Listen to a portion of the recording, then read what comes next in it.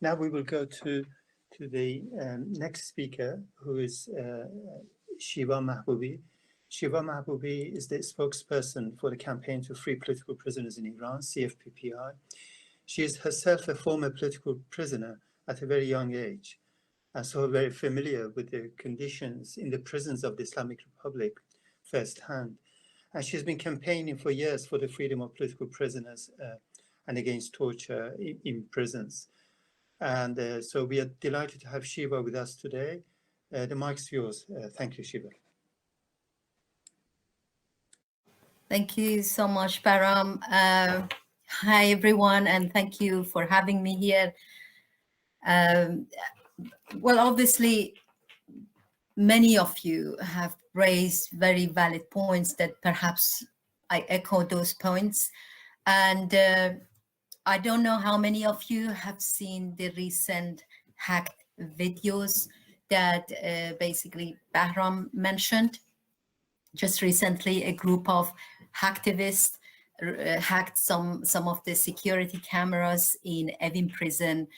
In the video footage, when you see it, or if you had a chance to see it, you see that how the guards are basically dragging prisoners on the floor. In another footage, you see that how they beating up the prisoners.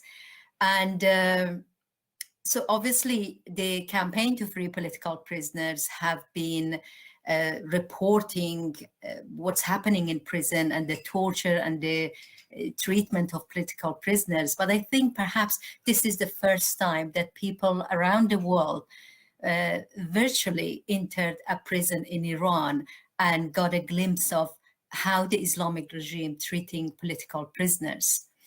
And one of these hacked footages is shown that how when they arrested labor activist Sepide Gholian, but what is not captured in this video is how they treated Sepide after the arrest and how they tortured Sepide Gholian, which Sepide has written about it extensively and what happened after that. The footages are only a few examples of what is happening in prison in Iran. The torture of hundreds of thousands of prisoners, that include political prisoners and non-political prisoners, obviously, and their sufferings at the hand of the Islamic regime in Iran have not captured in any camera, in any video. There is no footage from the torture of Sattar Beheshti, who was a worker and a blogger who died as a result of being tortured. There is no footage of the torture the labor activists from Haftape, Ismail Bakhshi, went through. There is no footage of the time when in 2016, 17 workers from Aghdare gold mine were flogged just because they were demanding their rights. So there are millions of examples, which it's just impossible to list them here in this limited time. But I would like to use this opportunity and focus on the basically jailed laborers and also the unions. And I would like to use this opportunity to emphasize actually on the important role of union and basically the labor unions and organizations.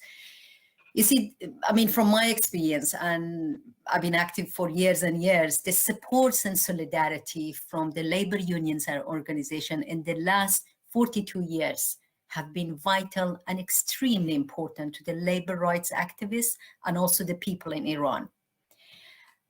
However, I believe the unions collectively, which I'm sure you agree with me, have the power to mobilize worldwide. And I believe they must use this power. This is the time for the labor unions to use their influence and demand the expulsion of the representative of the Islamic regime from the International Labour Organization, ILO. Just recently, more than 700 rights activists, including labor activists, the former and current political prisoners and their families, they signed a letter and they sent it to the UN Human Rights Council demanding an investigation into the crime against humanity committed by the current president Ibrahim Raisi.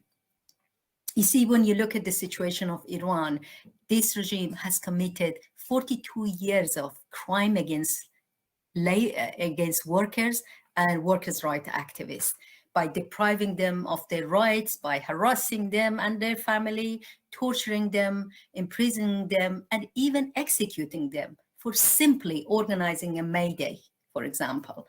The labor unions and organization must demand an investigation into this crime. And I'm wondering what stopped them from doing the same thing, to pressure the UN to investigate this crime.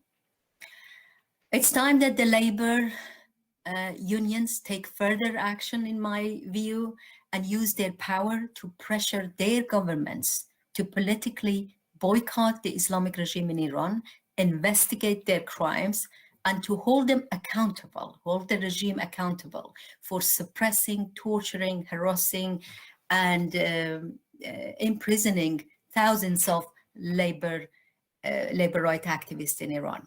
Thank you. Thank you so much for that, Shiva. Fantastic. Just say some of the key points Shiva raised in Farsi. And چند نکاتی که شیوا محبوبی سخنگوی کمیته مبارزه برای آزادی زندانیان سیاسی گفتن، من خلاصه‌شو خیلی سریع اینجا میگم.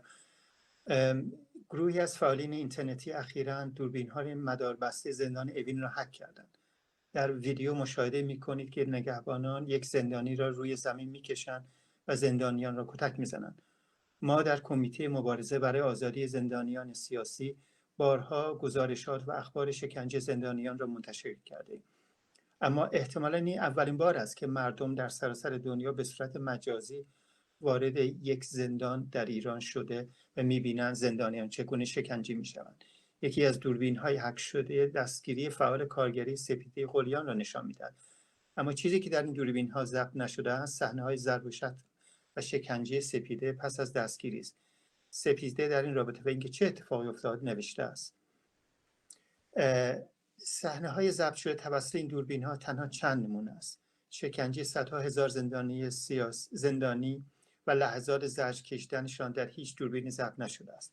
هیچ دوربینی صحنه شکنجه و جان باختن ستار بهشتی را ضبط نکرده است. هیچ دوربینی شکنجه فعال کارگری اسماعیل بخشی را ضبط نکرده است.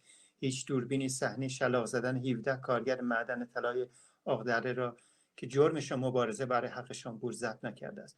میلیون ها نمونه وجود دارد که در این زمان کوتاه امکان اسم بردن آنها نیست. مایلم از این فرصت استفاده کنم و بر اهمیت نقش اتحادیه‌ها و سازمان‌های کارگری تاکید کنم. حمایت و همبستگی اتحادیه و سازمان‌های کارگری در طول 42 سال اخیر برای فعالین کارگری و مردم ایران حیاتی و بسیار مهم بوده است. اکنون زمان آن فرا رسیده است که اتحادیه‌های کارگری نفوذ و قدرت خود را به کار گرفته و خواهان اخراج نمایندگان جمهوری اسلامی سازمان جهانی کار شوند.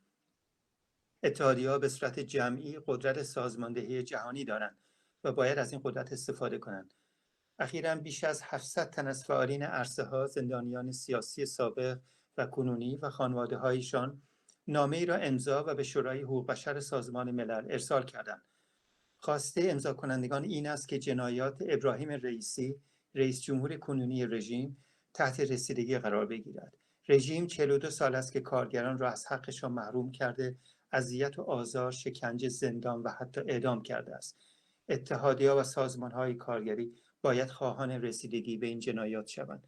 اکنون زمان آن فرا رسیده است که اتحادیه‌ها فراتر قدم برداشته از قدرت خود استفاده کرده و خواهان بایکوت جمهوری اسلامی به خاطر سرکوب، شکنجه و زندان هزاران فعال کارگری شوند. خیلی ممنون از شیوا محبوبی.